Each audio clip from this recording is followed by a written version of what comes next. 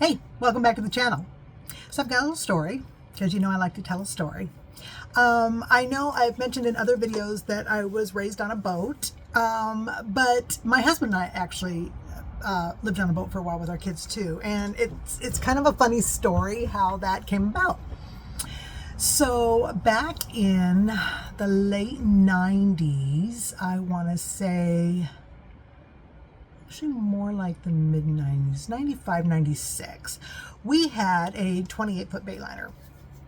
And we had the two kids, and they were like 5 and 9 right about then. Or no. About 5 and 7, I think, right about then. And we spent 3 weeks with the two little ones, and I think we had a dog at the time. I can remember, I think we did, on this 28-foot Bayliner. We spent 3 weeks up in the San Juan Islands, bouncing around and having fun and having a good time. Well, this was back when VHS was a thing, before streaming services and the internet and all of that. And we had brought in a few VHS tapes with us. And in the evenings, to get the kids settled down for bed or whatever, we'd pop a movie in. Well, there was one movie that we all loved, and we watched it over and over and over again on that trip. I mean, we had other movies too, but this one we watched a lot. And it was called Captain Ron.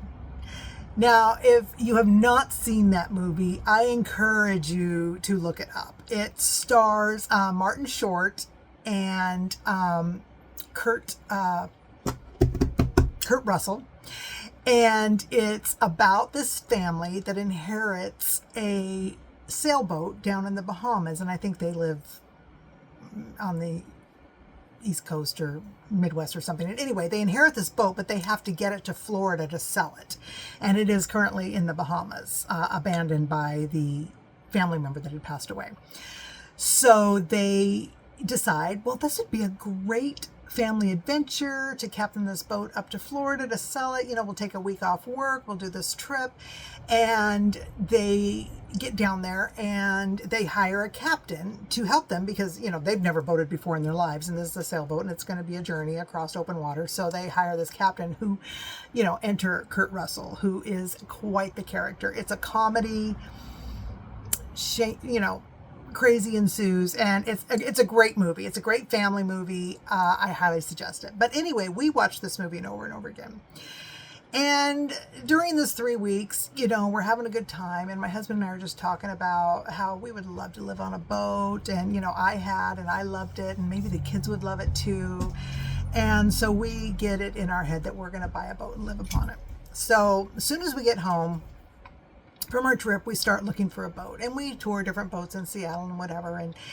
And the internet was there, but it was very limited. But in our searches, we found the boat we wanted, and it was in Florida. We lived in Washington State.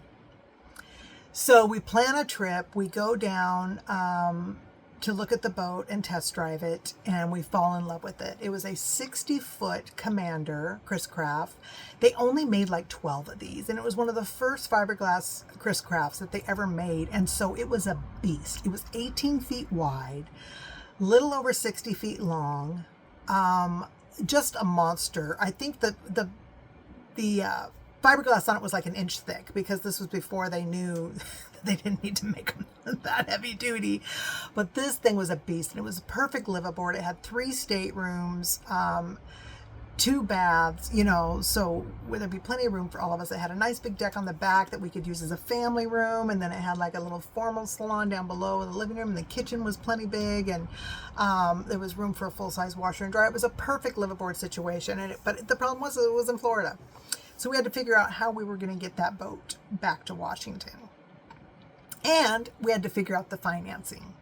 And this ties into a story I'll tell later. But so we put a deposit on it. We go back. We're self-employed, so financing was a challenge. It took us several months to get financing lined up for this boat because, you know, it's a boat. It's in Florida. How does the bank know we're not going to hop on it and disappear? So we finally were able to get financing through a banker that helped us with business stuff. And then we had to figure out getting it home. So we decided, you know, it'll only be about a week trip. We can get it as far as Galveston, Texas, along the Gulf of Mexico. And then from there, we'll put it on a truck and we will bring it up to Washington on the truck. So that was the plan. So we also hired a captain. Now, my husband was no dummy at the time. You know, I'm no longer married to him, by the way. I always have to preface that because people have called me out on, you're not married anymore. I'm not married anymore. This was back a long time ago. Anyway, my husband was no dummy. He had ran my father's boat, which was not as big and hefty as this one, but it was bigger than what we had. And, you know, he just kind of had a natural knack for it. But we did not know the coastal waters very well. We didn't know where all the gas stations were going to be. We wanted someone that was familiar with the area to go along with us to kind of guide us along the Gulf, because it was going to be about a week trip going across from southern Florida to Galveston, Texas. So we hired this, well, first of all, we get down there to the boat and it had been sitting waiting for us to come get it like 8 or 9 months, maybe a year. It was a long time, but they had dry docked it for us because what happened is even once we got the financing, then we had hurricane season to deal with and, you know, different things going on, us being able to get away from the business and all this. Well, we ended up going down in late June, the beginning of hurricane season, to move this boat. But we had been watching the weather. Things looked like we were going to be okay. It was only going to take us a week, you know. So we get down there and the boat is in dry dock. They had like shrink wrapped it and put it in dry dock until we were ready for it. So we weren't paying mortgage on it. And they unwrap it, get it open. We get inside. The entire boat is filled with dead cockroaches. Now, in Florida, they call them palmetto bugs. I know a cockroach when I see them, and these things, they were big. And so while it's in dry dock, I'm spending, you know, my day while my ex-husband is dealing with, you know, the logistics of getting it back in the water and that kind of thing. And I'm cleaning out the cabinets. I'm cleaning under the mattresses. These cockroaches are everywhere. I mean, I have a shop vac and I'm just cleaning. And the kids are helping me. And the kids were with me and doing all this. This was many years ago, so I'm trying to remember all the details as I tell this story. But we finally get it where it's, you know, it's cleaned up enough that we can survive on it for the week. And I figure I can do more when I get it home. And meanwhile, we had sold our house. And so 6 months up to getting to the boat, we had been living with my ex-husband's grandmother. So we were ready. We were ready to have our own place again, and we were excited. And so we had hired this captain, and he was going to meet us in a couple of days. Meanwhile, we had to put the boat in the water and get it over to up here where we could sit and wait and, you know, get supplies, get ready for this major voyage. And, you know, they basically handed my husband the keys. They dropped the boat in the water and he navigated it like a champ right over to the pier. And then we started questioning ourselves, you know, you handle this boat pretty good. Do we really need a captain? And then we talked it over and we thought, yeah, we still need someone that knows these waters. You know, we don't know where all these places are. And even though we were semi-familiar with reading charts and, you know, that kind of thing, it's just better to have someone that knows landmarks and things, you know, just by visual, you know. So we thought, yeah, we've already hired him. Let's just bring him on.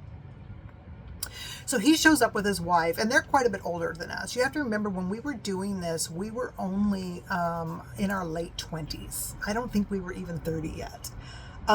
So for us to be taking on this huge boat and everything, everyone that saw us was like, who are you? How do you have experience to do, you know, this kind of thing? And the captain shows up, and he's probably in his 50s, I would say, and his wife, and very friendly, very pleasant. And we, you know, kind of do a once over on the engines. My husband's mechanical, you know, he's checking, and we realized that I can't remember, I think the transmission was burning oil, and so they were going to keep an eye on that. And yeah, so we headed out. A couple days later, we get all the supplies and we head out. And it was amazing. We're out in the Gulf, can't see land anywhere around us. The water's crystal blue. I'm hanging over the bow with the kids, and the dolphins are jumping in our wake. It was a dream. It was like a dream. And we pull into the first port, and there's a beach there, and we're having a good time. And I was sensing a little bit of tension between us and the other couple, but for the most part, it was fine. My husband and the captain took turns navigating, and because, like I said, my ex-husband could run the boat no problem. These guys were pretty much there just to kind of guide us to the ports and things that we needed to stop at for fuel, and we made it as far as No. I am probably going to put something up here after I look at a map to say exactly where we ended at. Fort Walton Beach is ringing a bell, and I think that's where we ended up. But we came in under duress. When we had left that morning, my ex-husband thought the captain had checked things because he was first on call to drive. The captain assumed my husband was checking things because he was the owner. Anyway, we burned up the transmission. And we came in under duress, with the transmission not running properly and, having trouble getting into the dock. Well, unfortunately, the blame game started. My ex-husband and the captain got into a feud. The captain and his wife departed and left us there. Well, we're sitting here now with a broken down boat. We've been at sea a week. We had planned to already be, or we had been at sea about 5 days. We had planned to be to our goal in a couple more days, and we can't move. So we pull into this little funky marina, and here comes this, I don't even want to say gentleman, this man, local man. I'm going to call him Captain Ron. I'm not going to use his real name, but because of the story, he comes strutting down the dock with his southern accent. Hey, folks, welcome, blah, blah, blah, blah, blah. And we start to tell him, hey, we need help, getting the boat in, the transmission's out, da, da, da. He helps us get docked, and him and my husband start chatting it up. He is charismatic, off the charts, similar to a Captain Ron. Tells us, hey, I know a mechanic, we can get this fixed, da da da da da da. So we get all settled in. While they're talking boat stuff, I go rent a car. I'm getting us supplies and things. Well, when I come back, we find out they have a mechanic. They're going to take a look at it, whatever. So we're hanging out. A few days go by. We finally figure out that we've got a mechanic lined up. We're going to have to order the transmission. We're going to have to do this, do that. But we're talking like it's only going to be a few more days. So we call back home. We let them know we're just going to be a few more days. We've got to get this fixed, da, da, da, da. And meanwhile, this Captain Ron has said he can captain us or go with us to Galveston so that we will have a mechanic on board. He's kind of a mechanic too. A mechanic on board, someone to help drive, because we're going to be putting in long hours to make our date, and all the things. So he's going to go with us. So anyway, one thing after another happens where we can't get this boat back underway. There's parts that are blah, blah, blah, blah, blah. So now we're told it's going to be about another week. And now we're like, okay, do we leave and go back home? And we've got a business to run. The kids are getting kind of antsy. Or should we just hang out? Because there's nothing to do at this marina other than look at the crocodiles. It's a small town. There's nothing around. So we decide. Oh, Captain Ron suggests that we go to Disney World. And he says, oh, it's like a 3-hour drive. No big deal. And we're like, that might be worth it. So we rent a little Metro Geo. I don't know if you've ever seen those. They're basically an egg on wheels. We load up our kids, we load up our stuff, and we're going to go to Disney World. And we're going to leave Captain Ron there to make sure things keep moving forward with the mechanic and that kind of thing. So we hop in this car and we start to drive. And it was not a 3-hour drive. It was like an 8 or 9 hour drive. It was a long drive. And we go through rainstorms and we go through all kinds of things. And you know what I don't think is very cool? Soon as we're like an hour or 2 hours out of Fort Walton, heading down into the Panhandle, you start seeing signs for Disney World. And I've got a 6 and an 8-year-old in the back seat seeing these signs thinking we're almost there. And for 6 hours, we're seeing these signs and they're like, we're almost there. Anyway, we had no reservations. We had nothing. We were just going. So we get to Disney World, which we have never been there before. And we just start going to the different resorts looking for a room. And we ended up staying, I think, at the Polynesian. And it was amazing. That was our first trip to Disney World. We had a blast. We spent a few days in Disney World. We're checking back and forth with Captain Ron. Things are still being delayed. So then we went over and we stayed at Universal Studios for a few days. And anyway, we were down in the Panhandle for probably 10 days while we're waiting for things to start happening. Well, meanwhile, we're like, we got to get back to work. This is getting ridiculous. It's getting expensive. And we need to get that boat on the way. So we drive back. And when we get there, it's going to be another few days. It's going to be, just hurry up and wait with this. And at this point, we didn't know it. We were trusting these people, but we were being played a little bit. And we decide we need to go back. So Captain Ron tells us he's got a friend that can first mate with him, and they will get the boat to Galveston as soon as it's running. We're going to pay him to do this for us, but we can't wait around any longer. So we go home and we leave Captain Ron and his mate in charge of the boat. And we get home, and now I've got to figure out, because I hadn't done this ahead of time, or maybe I had and it wasn't going to work out. I don't remember. But now I have to find a truck driver that will take this boat from Galveston to Idaho. Because I find out now, remember, we're in our 20s. So, the critical thinking is there, but we're not thinking through everything quickly. So we're running into a lot of roadblocks because we hadn't thought things through all the way. So I find out that we can't take it into Washington because I believe it was Oregon and Washington will not allow you to bring a load that large in. This thing would not fit under an overpass. It was huge. Overall length of that truck and boat was going to be like 80 feet, and the height and the width, it was going to need, oversized load trucks with it and blah, blah, blah, blah.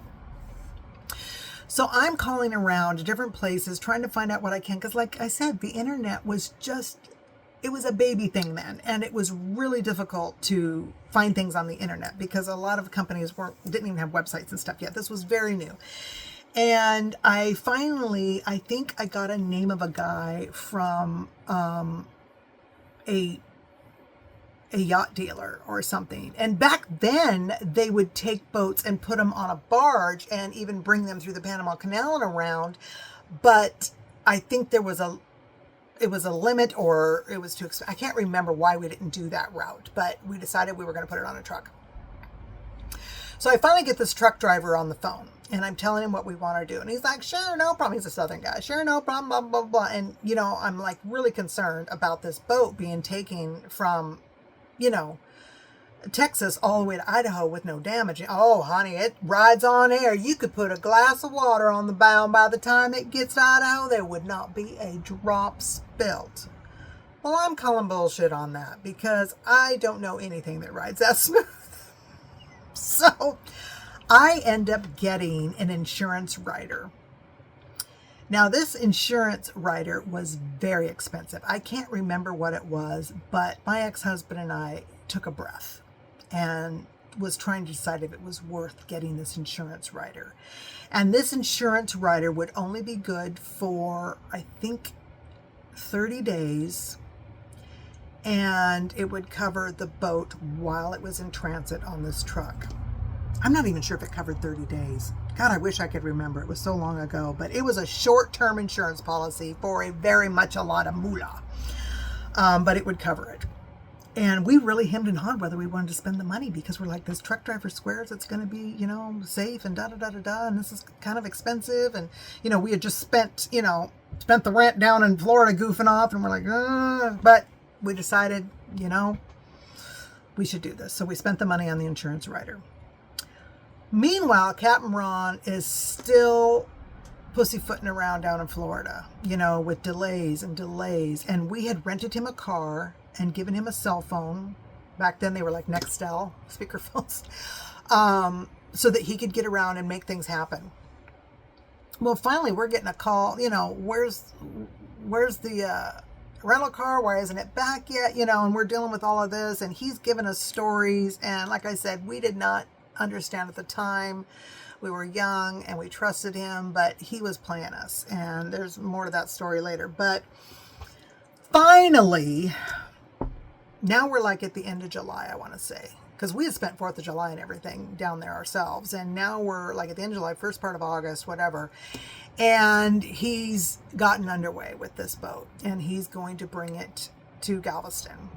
Well, that year, and I believe this was 1997, Hurricane Danny went through Louisiana and the Gulf, and our boat went through the hurricane too, with Captain Ron at the helm. And we had video of it. I don't know what's happened to it. It was on a VHS tape.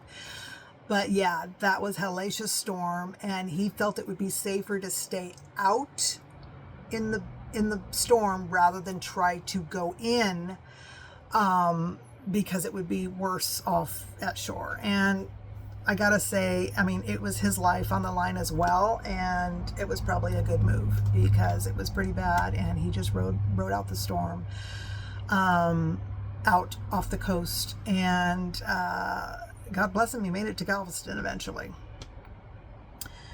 The truck gets lifted, the boat gets lifted up on the truck, and I have photos of that too. I don't know where they're at. Maybe someday I'll post those back to this video. But it was pretty intense. Huge crane. They had to take the fly bridge off because it would be way too high. Even then, with the fly bridge taken off, it would not fit under the overpasses. So they took the fly bridge off, disconnected all, the steering and everything for that, and got it on this truck, and it started to make its way to Idaho. And we were in communication with the truck driver, but again, cell phones, things like that were pretty rare. Not everyone had them. He was contacted, us once in a while by phone and just keeping us updated. We had no idea what was happening. I think it took him, a week or 10 days to get there. But yeah, when it got there in Idaho, it got put back in the water. By now, we have flown Captain Ron to Seattle, because now he's going to work for us. Like I said, there's a lot more to this story. Him and my ex-husband had become friends, and he was going to work for us. And he was going to help my husband bring the boat back. So they know that when they get there, there's going to be a little bit of mechanical issues. They're going to have to, get the fly bridge hooked back up and all that kind of stuff, so that they can navigate the boat down the Snake River, into the Columbia River, around the Horn, and back into Seattle. So my husband and Captain Ron fly to Idaho, and they get there, and the boat is, still up on blocks or whatever. They're there to get it back in the water. And my husband was shocked at the condition of the boat. The hull had scratches all through it. It was like they had gone through like a freshly tarred road or something, and all that had kicked up back onto the back of the stern of the boat and into the back area. I said that would be our family room. It had canvas there, which was rolled up, and all that tar and everything had gone back up in there. There were things broken when they had taken the fly bridge. So something I wanted to add that I left out of the story is we found out later that, you know, I mentioned that it was too tall to go under overpasses and things. And we found out later that this truck had drug that massive trailer with our boat on it through fields. I mean, we found broken branches on it and all this crazy thing because they had to go like around overpasses and wires and things like that. So they were like four-wheel driving it with our boat on the back. So yeah, it had some serious damage. They had just like cut the lines and things, the hydraulic lines and things. So there was no repairing it to be able to steer.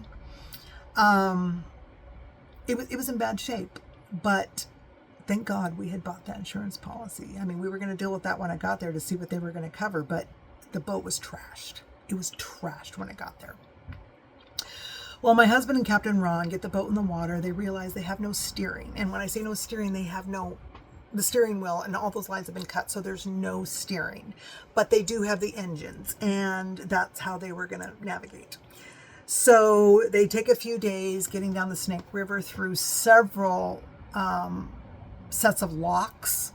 And, you know, when I think of the locks, I think of the ones in Seattle, which are made for pleasure craft and yachts and things to go in and out. And while they're big, they're not, you know, they were as big as I'd ever seen. So when they're talking about these locks, I'm thinking, you know, like Seattle, you know, just these locks you have to go through. No, these were enormous. And they made our 60-foot beast of a yacht look like a pencil floating in the water. These were enormous. And again, I'll have to dig out pictures. I know they're in storage somewhere, but they got this boat down there through all the locks, through the river, all just with engines, mind you. And it took them about a week to make the trip. They got it around the Horn, got it over the bar there out of Astoria. Things went well, again, with no steering, just engines. Got it around and got it home. And when I saw it, I just wanted to cry because it was not livable. It was not livable. It was trashed. So I get on the horn with the insurance company. And they covered everything. It was $100,000, I think, dollars in damage that had to be done. And I think they covered our living expenses and everything because we were going to live on it. We actually stayed in like an extended stay apartment thing. And then eventually, once the boat got to a point where it was livable, we lived on it in dry dock. We had a ladder we would have to climb, and we lived on it in dry dock. And the kids going up and down that ladder, I tell you, those kids had an adventurous life. I have lots of other stories I'll tell with them, but they had an adventurous life. And the boat was in the yard for several months. I think we only actually lived on it like the last few weeks because we didn't want to keep staying in the extended stay. We were excited to get back on the boat. Or maybe the funds had run out for the extended stay. I don't remember, but we spent a couple of weeks on it in dry dock, living on it, way up high on these blocks. And then we ended up getting a spot to live on it right down by Gasworks Marina. There was a little marina there. And fun fact, our neighbor was Ken Griffey Jr., and he had this massive yacht called the Glove. And he was our neighbor down there, so that was kind of fun. And we lived on that boat there.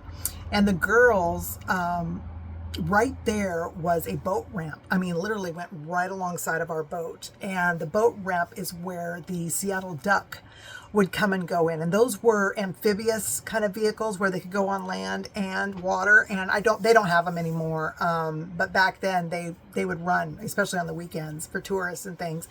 And our girls would jump off the top of our boat into the lake and do swan dives and tricks and things for these people, for the tourists. And the drivers kind of got to know the girls and would announce them, and it was a lot of fun. But we had that boat for 2 years, and we lived on it. And we might have had it a total of 3 years, but we lived on it until we went through some financial hardships and had to get rid of it. But it was so much fun, and we had so many good trips on it, and I'll tell some more stories about that later. But that was our Captain Ron story of getting a boat and bringing it home, and then having to fix it up and go through all of that. I hope it was entertaining, but I really wish I had the photos. I'll have to dig them out and maybe paste them into this later. But have a good one.